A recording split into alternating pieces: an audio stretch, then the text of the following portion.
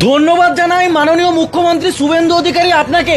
আপনার এই উদ্যোগটাকে কে কি বললো জানি না, আমি দুহাত তুলে সমর্থন করছি, কারণ আপনি যে উদ্যোগটা নিয়েছেন এটা সত্যি একটা প্রশংসনীয় বিষয়। আমাদের পশ্চিমবঙ্গে এই বছর মহালয়ার দিন থেকে 112 পরিষেবা শুরু হতে চলেছে। মানে রাস্তায় ঘাটে কেউ যদি কোন রকম সমস্যায় পড়ে মাত্র 6 মিনিটের মধ্যে পুলিশ পরিষেবা পেয়ে যাবে। আর বিশ্বাস করুন, এটা উত্তরপ্রদেশ, মহারাষ্ট্র এবং গুজরাটে অলরেডি চালু রয়েছে। আর এটার পশ্চিমবঙ্গের সব থেকে বড় উদাহরণ আমি মনে করি নিজেকে, কারণ আমার এমন একটা ঘটনা ঘটেছে যেটা শুনলে আপনারা বুঝে যাবেন যে এই 112 পরিষেবাটা আসলে কতটা কার্যকর। শুনে রাখুন, এই 2026 সালের জানুয়ারি মাসে আমি গিয়েছিলাম বৃন্দাবন এবং আমার সেখান থেকে ফেরার ট্রেনটা ছিল তুন্দলা নামক একটি জংশন থেকে, যেটা উত্তরপ্রদেশেই পড়ে। কিন্তু বৃন্দাবন থেকে তুন্দলা জংশন যাওয়ার ডাইরেক্ট কোনো ট্রেন ছিল না, আমাকে ট্রেন ধরতে হতো আগ্রা থেকে। তো আমি আগ্রা যাই, আগ্রার একটি জায়গা থেকে আমি একটা অটোকে বলি আমাকে ইদাগা আগ্রা জংশন পর্যন্ত নিয়ে যেতে। ড্রাইভারের সাথে আমার আগে কথা হয়ে গেছিল, আমাকে ইদাগা আগ্রা জংশন নিয়ে যাবে, আমি তাকে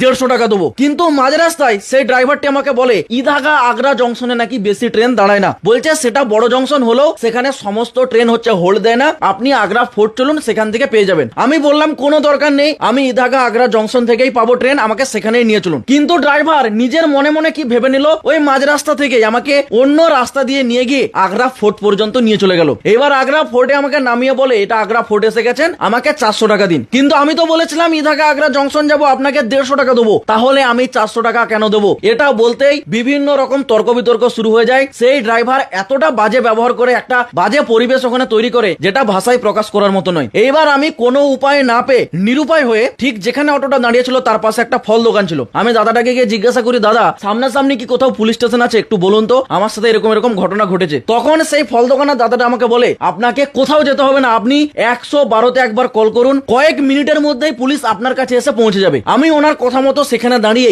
112-তে কল লাগাই। 112-তে কল লাগাতে আমার সমস্ত ঘটনাটা আমি সেখানে বলি। বলার পর আমাকে বলা হলো আপনি যে জায়গায় দাঁড়িয়ে আছেন, আপনার লোকেশনটা, আপনি ওইখানেই দাঁড়ান, 3 মিনিটের মধ্যে পুলিশ আপনার কাছে এসে পৌঁছে যাচ্ছে। আর এই কথাটা ওই অটো ড্রাইভার শুনতে না শুনতেই তখনই তার সুরটা পুরো নরম হয়ে গেছিল, মানে কিরকম ব্যবহার করছিল তার পুরো একদম বিপরীত হয়ে গেল। তখন আমাকে বলছে না না দাদা, আমার দরকার নেই, আপনি যা দেবেন আমি সেটাই নেবো, কেন খামোকা পুলিশকে ডাকছেন, ঝামেলা হবে, এই হবে সেবে। মানে টোটালি সুর একদম নরম হয়ে গেছে। ওই যে যখনই বলেছে 3 মিনিটের মধ্যে পুলিশ আসতে, তখন আমি সেই 150 টাকা তাকে দিই, সেটা মিটিয়ে ড্রাইভার চলে যায়। আমি আবার সেখানে কল করি 112-তে, যে বললাম ব্যাপারটা মিটে গেছে, আর আসার কোনো দরকার নেই। সেই দিন আমি সেইখানে দাঁড়িয়ে দাঁড়িয়ে ভাবছিলাম যে এই রকমটা আমাদের পশ্চিমবঙ্গে কেন নেই? এটা উত্তরপ্রদেশে আছে, যদি এটা আমাদের পশ্চিমবঙ্গে থাকে, না জানি আমাদের পশ্চিমবঙ্গের রাস্তায় ঘাটে কত মানুষ এইরকম ঘটনা, আরো বিভিন্ন রকম ঘটনার মধ্যে পড়ে, তারা নিরুপায় হয়ে যায়। যদি এটা আমাদের পশ্চিমবঙ্গে থাকে তাহলে পশ্চিমবঙ্গের প্রতিটা মানুষ অনেকটা সাহায্য পাবে। সেই দিন আমি এটা ভেবেছিলাম। আর দেখুন, আজ ঠিক 6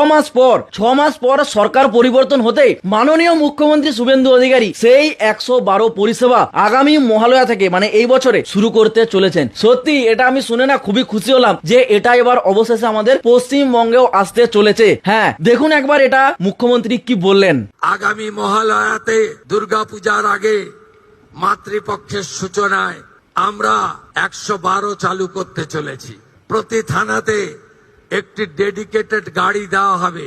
ওই গাড়ি আপনাদের যে কোনো অভিযোগ দ্রুততার সঙ্গে নিষ্পত্তি করবে। উত্তরপ্রদেশ, গুজরাট, মহারাষ্ট্রে থানাতে অভিযোগ এলে পুলিশ পৌঁছানোর সময় হচ্ছে 6 মিনিট।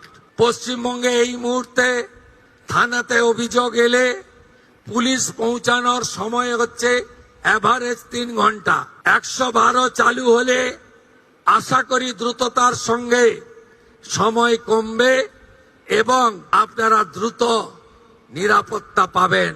যদি আপনাদের এটা ভালো লেগে থাকে, ভিডিওটাকে অবশ্যই শেয়ার করে সকলকে এটা জানার সুযোগ করে দিন। এটুকুই বলা ছিল। জয় শ্রীরাম।